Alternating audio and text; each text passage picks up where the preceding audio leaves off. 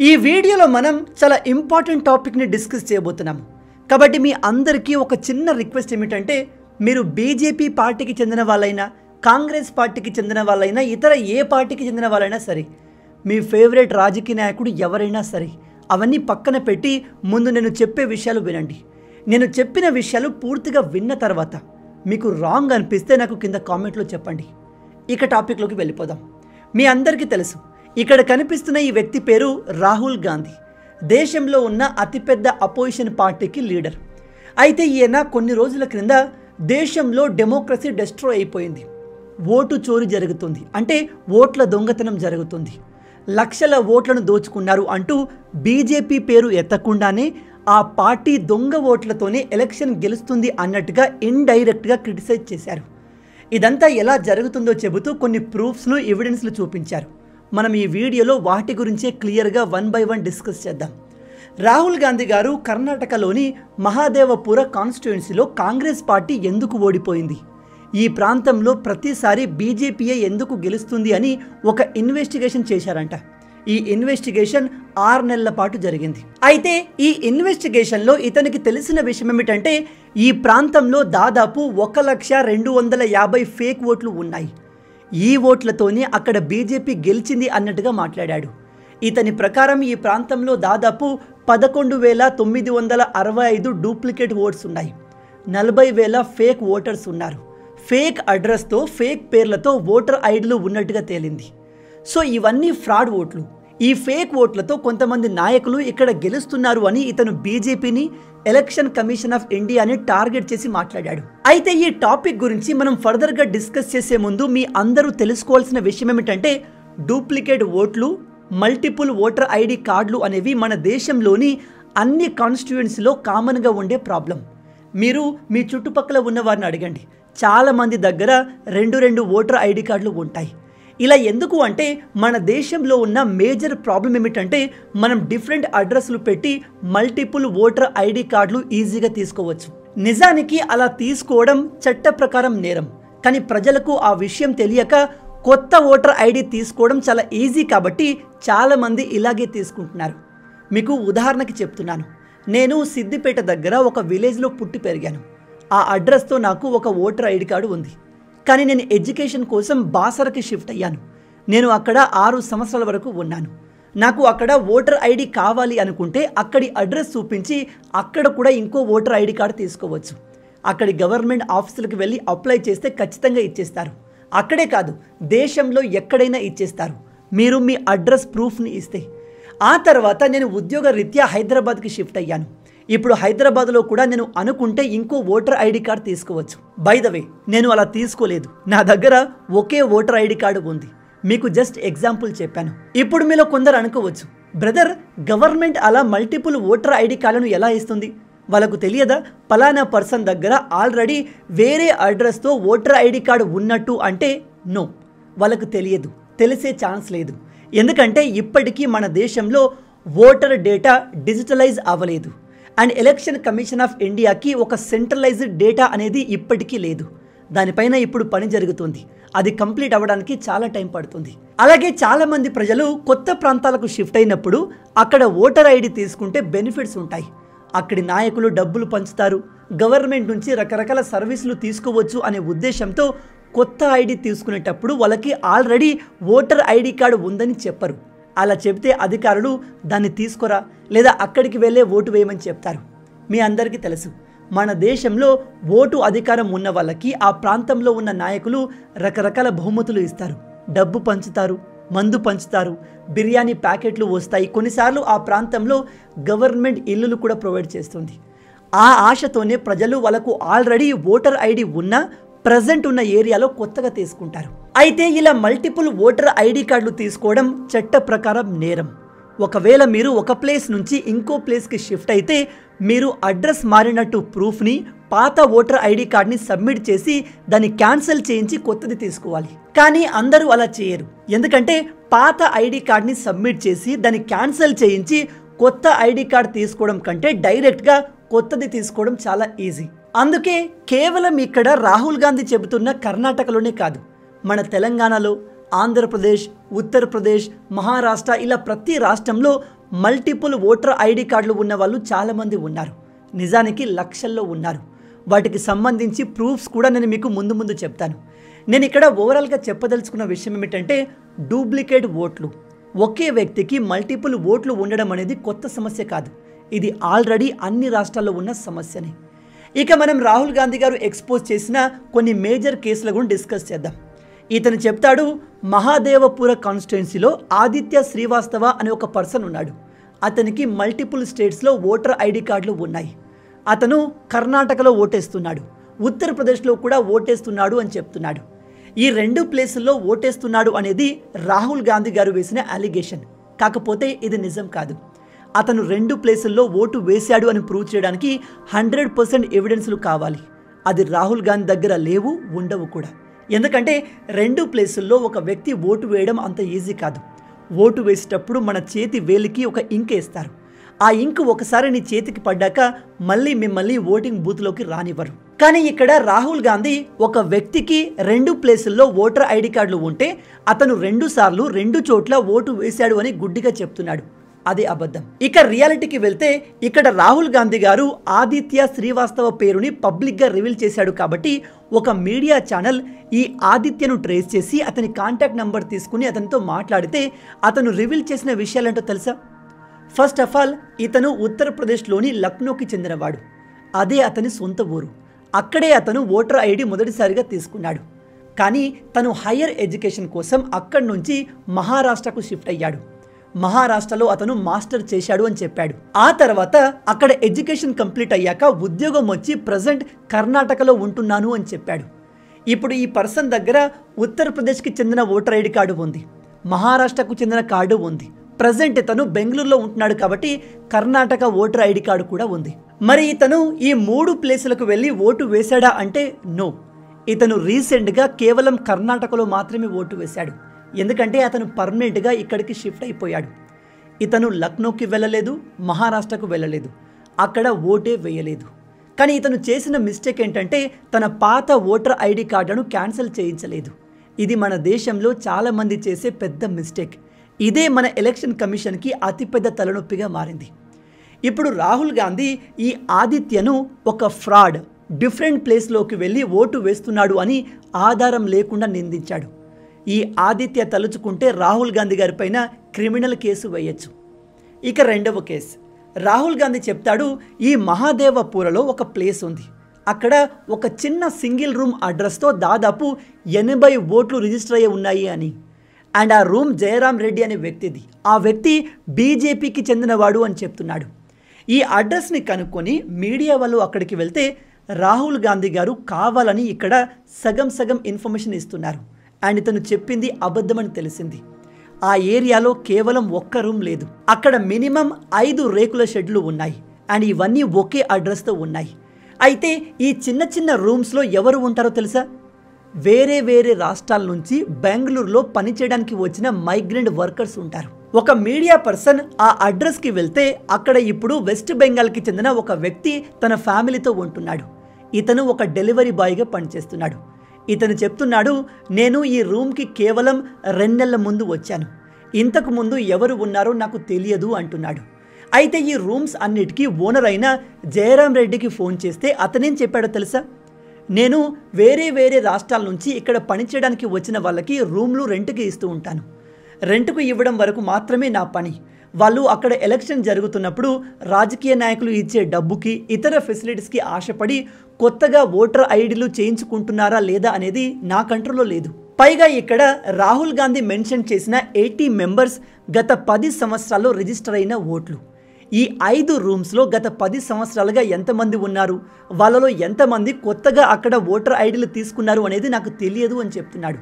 ఇక్కడ నేను మీకు చెప్పదలుచుకున్న విషయం ఏమిటంటే రాజకీయ నాయకులు ఇచ్చే డబ్బు ఇతర ఫెసిలిటీస్కి ఆశపడి ప్రతి ఒక్కరూ వాళ్ళు ఉన్న ఏరియాలో ఓటర్ ఐడీలు కొత్తగా తీసుకుంటారు, వాళ్ళకు పాత ఐడీలు ఉన్నప్పటికీ. ఇది దేశంలో అన్ని ప్రాంతాల్లో జరిగేది. మీ అందరికీ తెలుసు, ఎలక్షన్స్ వస్తున్నాయి అంటే పండగ వాతావరణం ఏర్పడుతుంది. నాయకులు ఇష్టం వచ్చినట్టుగా డబ్బు పంచుతారు. ఆ డబ్బు కోసం ప్రజలు ఆశపడి ఇలా చేస్తూ ఉంటారు. అలాంటి దీన్ని హైలైట్ చేసి ఇక్కడ బీజేపీ ఫ్రాడ్ చేసింది, ఎలక్షన్ కమిషన్ ఆఫ్ ఇండియా బీజేపీకి సపోర్ట్ చేస్తుంది, ఇండియాలో జరిగే ఎలక్షన్ మొత్తం ఫ్రాడ్ అని రాహుల్ గాంధీ గారు చెప్పడం సరైంది కాదు. ఇలా చెప్పుకుంటూ పోతే రాహుల్ గాంధీ చెప్పిన ప్రతి మాటను మనం కౌంటర్ చేయొచ్చు, రాంగ్ అని ప్రూవ్ చేయొచ్చు. ఇక్కడ రాహుల్ గాంధీ గారు కేవలం డూప్లికేట్ ఓట్స్ని చూపించారు. అయితే ఇక్కడ ఇంకో విషయం ఏమిటంటే రాహుల్ గాంధీ గారు ఇక్కడ చూపిస్తున్న ఓటర్ లిస్ట్ అనేది ఎలక్షన్ కమిషన్ ఆఫ్ ఇండియా ప్రతి ఎలక్షన్ ముందు రిలీజ్ చేస్తుంది. మరి అప్పుడు ఎందుకు రాహుల్ గాంధీ ఈ విషయాన్ని రేస్ చేయలేదు? సరే, అప్పుడు చేయలేదు అనుకుందాం, కానీ ఇలా డూప్లికేట్ ఓట్లు, ఒక వ్యక్తి దగ్గర మల్టిపుల్ ఓటర్ ఐడి కార్డులు ఉండడం అనేది మన దేశవ్యాప్తంగా ఉన్న ప్రాబ్లం. అందుకే election commission of India SIR special intensive revision చేసి ఈ డూప్లికేట్ ఓటర్స్ని ఎలిమినేట్ చేస్తుంది. ఇది రెగ్యులర్గా జరిగే ప్రక్రియ. ఉదాహరణకి 2016 సమయంలో మన తెలంగాణలో ఎలక్షన్ జరిగిన 1 year తర్వాత, అంటే టీఆర్ఎస్ పార్టీ అధికారంలోకి వచ్చిన తర్వాత 1 సంవత్సరానికి ఎలక్షన్ కమిషన్ ఆఫ్ ఇండియా ఒక అతిపెద్ద సర్వే చేస్తే కొన్ని లక్షల డూప్లికేట్ ఓట్లు దొరికాయి. వాటన్నిటినీ election commission of India delete చేసేసింది. అలాగే 2015 ఢిల్లీ ఎలక్షన్ తర్వాత అరవింద్ కేజ్రీవాల్ ముఖ్యమంత్రి అయిన తర్వాత BJP party election commission of ఇండియాకు కంప్లైంట్ చేస్తే ఢిల్లీలో దాదాపు 5 లక్షల డూప్లికేట్ ఓటర్స్ దొరికారు. మళ్ళీ చెప్తున్నాను, ఎలక్షన్ తర్వాత రాహుల్ గాంధీ చెబుతున్నట్టు కేవలం 1,00,000 కాదు, 5 లక్షల ఓట్లు దొరికాయి. వాటిని ఎలక్షన్ కమిషన్ డిలీట్ చేసింది. ఇక్కడ మీరు గుర్తుపెట్టుకోవాల్సిన విషయం ఏమిటంటే డూప్లికేట్ ఓటర్ ఐడి కార్డ్స్ ఉన్నాయి అంటే ఆ వ్యక్తి 2-3 చోట్ల ఓటు వేసినట్టు కాదు. అతని దగ్గర డిఫరెంట్ ప్లేసెస్లో ఓటు వేసే అవకాశం ఉంది, కానీ అతను ఒకటే ప్లేస్లో ఓటు వేస్తాడు. ఎందుకంటే ఓటు వేసే ముందు మన ఫింగర్కి ఇంక్ వేస్తారు. ఒకసారి మీ ఫింగర్కి ఇంక్ పడ్డాక ఆ వ్యక్తిని పోలింగ్ బూత్లోకి రానివ్వరు. రాహుల్ గాంధీ డూప్లికేట్ ఓట్స్ ఉన్నాయి అని చెప్పాడు, అక్కడి వరకు యాక్యురేట్గానే ఉంది. కానీ వీళ్ళు డిఫరెంట్ ప్లేసెస్కి వెళ్ళి మల్టిపుల్ టైమ్స్ ఓట్లు వేశారు అని చెప్పింది అబద్ధం. రాహుల్ గాంధీ దీన్ని ప్రూవ్ కూడా చేయలేడు. అలాగే 2014 ఎలక్షన్ తర్వాత మహారాష్ట్రలో కూడా దాదాపు 15 లక్షల డూప్లికేట్ ఓట్లు దొరికాయి. 2018 రాజస్థాన్ ఎలక్షన్ తర్వాత ఎలక్షన్ కమిషన్ ఆఫ్ ఇండియా లక్షల డూప్లికేట్ ఓటర్స్ని ఐడెంటిఫై చేసింది. అంటే ఇది కర్ణాటకలో బీజేపీ గెలిచిన ప్రాంతంలోనే కాదు, దేశంలోని అన్ని ప్రాంతాల్లో ఉన్న ప్రాబ్లమే. అండ్ ఈ ప్రాబ్లం పాతది. ఇలాంటి డూప్లికేట్ ఓట్ల సమస్య దేశవ్యాప్తంగా ఉంది. రాహుల్ గాంధీ కేవలం 1,00,000 ఓట్లే చూపించాడు, కానీ నేను మీకు చెప్పిన ఈ లిస్ట్లో ప్రతి చోట 2 లక్షలు, ఈవెన్ 15-20 లక్షల దాకా డూప్లికేట్ ఓట్స్ని ఫైండ్ అవుట్ చేశారు, అది కూడా ఎలక్షన్ తర్వాత. మరి అలాంటప్పుడు అక్కడ గెలిచిన వాళ్ళంతా ఫ్రాడ్ చేసి గెలిచినట్టేనా? ఇక్కడ రాహుల్ గాంధీ గారు చెప్పింది కొత్త విషయమేమీ కాదు. Election commission of India already ఈ డూప్లికేట్ ఓట్స్ని ఎలిమినేట్ చేయడానికి పనిచేస్తూనే ఉంది. ఈ డూప్లికేట్ ఓట్స్ని చూపించి మన దేశంలో ఎలక్షన్ ప్రాపర్గా జరగట్లేదు, మొత్తం ఫ్రాడ్ జరుగుతుంది, మన దేశ డెమోక్రసీ డిస్ట్రాయ్ అయిపోయింది అని చెప్పడం బుద్ధి తక్కువ పని. అలా చెప్పడం దేశాన్ని కించపరిచినట్టు, ప్రపంచం ముందు మన వరల్డ్ బిగ్గెస్ట్ డెమోక్రసీని అవమానించినట్టు. దేశాన్ని నాశనం చేయాలి అనే ఉద్దేశం కలిగిన వాడు మాత్రమే ఇలాంటి మాటలు మాట్లాడతాడు. అండ్ ఇక్కడ రాహుల్ గాంధీ ఫేక్ ఓటర్లు దొరికాయి అని ఎలక్షన్ కమిషన్ ఆఫ్ ఇండియాకు అఫీషియల్గా కంప్లైంట్ చేశాడా? లేదు, జస్ట్ పబ్లిక్ ముందుకు వచ్చి అందరినీ మిస్లీడ్ చేస్తున్నాడు. ఇతను డూప్లికేట్ ఓట్స్ని ఫైండ్ అవుట్ చేసింది దేశం మంచి కోసం, బీజేపీని నిలదీయడానికే కదా. అతని దగ్గర ప్రూఫ్స్ అన్నీ సాలిడ్గా ఉన్నప్పుడు ఒక అఫిడవిట్ రాసి ఫార్మల్ కంప్లైంట్ ఇవ్వచ్చు కదా, ఎందుకు ఇవ్వట్లేదు? ఈ పాయింట్ మీద చాలామంది కాంగ్రెస్ని సపోర్ట్ చేసే వాళ్ళు రాహుల్ గాంధీ ఎందుకు కంప్లైంట్ చేయాలి? తప్పు జరిగింది అని తెలుస్తుంది కదా, ఎలక్షన్ కమిషన్ ఆఫ్ ఇండియా స్వయంగా ఇన్వెస్టిగేషన్ స్టార్ట్ చేయొచ్చు కదా అని చెప్తున్నారు. అలాంటి వాళ్ళకి చెప్తున్నాను, election commission of India already duplicate ఓట్స్ని తొలగించే పనిని ఎన్నో సంవత్సరాల నుంచి చేస్తుంది, ఇప్పటికీ చేస్తూనే ఉంది. ఇది వాళ్లకు కొత్తేమీ కాదు. ఇప్పుడు బీహార్లో ఎలక్షన్స్ జరుగుతున్నాయి, అక్కడ స్పెషల్ ఇంటెన్సివ్ రివిజన్ చేసి దాదాపు 64 లక్షల కొత్త ఓట్లను డిలీట్ చేశారు. ఎందుకు? అవన్నీ డూప్లికేట్ ఓట్స్ అని. అందుకే రాహుల్ గాంధీకి బీజేపీ పైన, ఎలక్షన్ కమిషన్ ఆఫ్ ఇండియా పైన డౌట్ ఉండి వీళ్ళు తప్పు చేసినట్టుగా ఇతని దగ్గర పక్కా ప్రూఫ్స్ ఉంటే ఇతను ఇప్పటికే అఫిడవిట్ రాసి ఫార్మల్ కంప్లైంట్ని ఈసీఐకి ఇచ్చేవాడు. ఒకవేళ ఈసీఐ మీద ఇతనికి నమ్మకం లేకపోతే ఇతను ఈ ఇష్యూని సుప్రీంకోర్టు వరకు తీసుకెళ్లేవాడు. కానీ రాహుల్ గాంధీ అలా చేయట్లేదు. రాహుల్ గాంధీ ఈ ప్రెస్ మీట్లో రివీల్ చేసిన విషయాలని నిజాలే, కాకపోతే అన్నీ సగం సగం నిజాలు. ఇతను పాయింట్అవుట్ చేసిన డూప్లికేట్ ఓట్స్ అనేవి ఎప్పటి నుంచో మన ఇండియాలో ఉన్న ప్రాబ్లం. వాటిని తొలగించేందుకు ఎలక్షన్ కమిషన్ ఆఫ్ ఇండియా రెగ్యులర్గా పనిచేస్తూనే ఉంది. అండ్ డూప్లికేట్ ఓట్స్ ఉన్నంత మాత్రాన ఆ ఎలక్షన్ మొత్తం ఫ్రాడ్ జరిగినట్టు కాదు. అయితే రాహుల్ గాంధీ తాను ఏదో పెద్ద ఎక్స్పోజ్ చేసినట్టు జనాల్ని మిస్లీడ్ చేసి రోడ్లపైకి వచ్చేలా చేస్తున్నాడు. బహుశా బీహార్ ఎలక్షన్లో గెలిచేందుకు ఒక రకంగా పబ్లిక్ సపోర్ట్ని సంపాదించే ప్రయత్నం చేస్తున్నాడు కావచ్చు. ఇతను మన ఎలక్షన్ కమిషన్ ఆఫ్ ఇండియాని నిజంగా ఎక్స్పోజ్ చేసి ఉంటే, తప్పు జరిగింది, బీజేపీ ఫ్రాడ్ చేసింది అని ఇతని దగ్గర సాలిడ్ ఎవిడెన్స్ ఉంటే ఇతను ఒక అఫిడవిట్ రాసి అఫీషియల్ కంప్లైంట్ చేయొచ్చు. దాంతో ఫ్రాడ్ చేసిన బీజేపీకి సహకరించిన ఎలక్షన్ కమిషన్ ఆఫ్ ఇండియాని జైలుకు పంపవచ్చు. ప్రధానమంత్రి మోడీ ఫ్రాడ్ చేసి గెలిచాడు అని అతని పదవి నుంచి తొలగించవచ్చు. కానీ ఇదంతా ఎప్పుడు జరుగుతుంది? రాహుల్ గాంధీ దగ్గర పక్కాగా ప్రూఫ్స్ ఉంటాయి. ఈ డూప్లికేట్ ఓట్స్ ఉన్న వాళ్ళంతా మల్టిపుల్ టైమ్స్ ఓట్లు వేశారు అని ప్రూవ్ చేసే సాలిడ్ ఎవిడెన్స్ ఉంటాయి. కానీ రాహుల్ గాంధీ దగ్గర అవి లేవు. ఎందుకంటే అలా జరిగే ఛాన్సే చాలా తక్కువ. ఒకవేళ రాహుల్ గాంధీ అఫిడవిట్ సైన్ చేస్తే BJP and election commission of India పైన కంప్లైంట్ చేస్తే లీగల్గా ఇరుక్కుపోతాడు. మనోడు ఆల్రెడీ చైనా ఇండియా బార్డర్ ఇష్యూలో నోరు జారి ఇబ్బందులు పాలయ్యాడు. కోర్టు దగ్గరికి వెళ్ళి సారీ తప్పైపోయింది అని చెప్పేశాడు. గత 5 సంవత్సరాల నుంచి ఈవీఎం ఎలక్ట్రానిక్ ఓటింగ్ మిషన్లు మంచిది కాదు, అందులో ఫ్రాడ్ జరుగుతుంది అని ప్రొటెస్టులు చేసి ఇప్పుడు దాన్ని వదిలేశాడు. కొన్ని రోజుల కింద క్యాస్ట్ సెన్సస్ జరగాలి, కులాల వారీగా ప్రజల్ని డివైడ్ చేయాలి అని ఇప్పుడు దాన్ని పక్కన పెట్టేసి ఈ కొత్త ప్రాబ్లంని వెతుక్కున్నారు. ఈ రాహుల్ గాంధీ ఇలా ఎందుకు చేస్తున్నాడు అంటే, ఇది కేవలం నా ఒపీనియన్ మాత్రమే. బీహార్లో ఎలక్షన్స్ రాబోతున్నాయి. అక్కడ బీజేపీ గెలిచే ఛాన్సెస్ చాలా ఎక్కువగా ఉన్నాయి. దాన్ని కౌంటర్ చేయడానికి అపోజిషన్ పార్టీలని కలిసి చేసిన డ్రామానే ఈ ప్లాన్.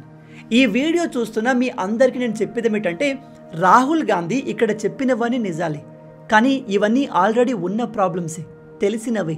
వాటిని బేస్ చేసుకొని బీజేపీ ఫ్రాడ్ చేసింది, మోడీ గారు ఫ్రాడ్ చేసి ఎలక్షన్ గెలిచారు అని చెప్పడం కరెక్ట్ కాదు. ఇలాంటి అలిగేషన్ని రాహుల్ గాంధీ అఫిడవిట్ సైన్ చేస్తే మనోడు జైల్లో చిప్పకూడ తినాల్సి ఉంటుంది. ఎందుకంటే ఇవి చాలా పెద్ద అలిగేషన్స్. నిజంగానే బీజేపీ అలా ఫ్రాడ్ చేయాలి అనుకుంటే మొన్న జరిగిన ఎలక్షన్లో 400 కంటే ఎక్కువ సీట్లు సంపాదించుకునేది. వాళ్ళు వేరే పార్టీతో కలిసి కోలేషన్ గవర్నమెంట్ని ఫామ్ చేయాల్సిన పరిస్థితి వచ్చేది కాదు. రాహుల్ గాంధీ దగ్గర బీజేపీ ఎలక్షన్ కమిషన్ ఆఫ్ ఇండియాతో కలిసి చీటింగ్ చేసే ఎలక్షన్ గెలిచింది అని పక్కాగా ప్రూవ్ చేసే ఎవిడెన్స్లు ఉంటే ఇతను సుప్రీంకోర్టుకు వెళ్ళి ఏకంగా మోడీ గారిని టార్గెట్ చేసి అతన్ని ప్రధాని పదవి నుంచి తొలగించవచ్చు. అండ్ నిజంగానే రాహుల్ గాంధీ దగ్గర ప్రూఫ్స్ ఉంటే మనోడు ఇప్పుడు చేస్తున్న హంగామా కంటే 100 రెట్లు ఎక్కువ చేసేవాడు. కాబట్టి ప్రజెంట్ రాహుల్ గాంధీ అండ్ ఇతర అపోజిషన్ పార్టీలు కలిసి చేసేదంతా కూడా ఒక పొలిటికల్ డ్రామా. మీరు చూస్తూ ఉండండి. బీహార్ ఎలక్షన్స్ అయిపోయాక దీని గురించి ఎవడు మాట్లాడు. అక్కడ కాంగ్రెస్ గెలిచినా బీజేపీ గెలిచినా ఎవరు ఈ ఇష్యూని పట్టించుకోరు.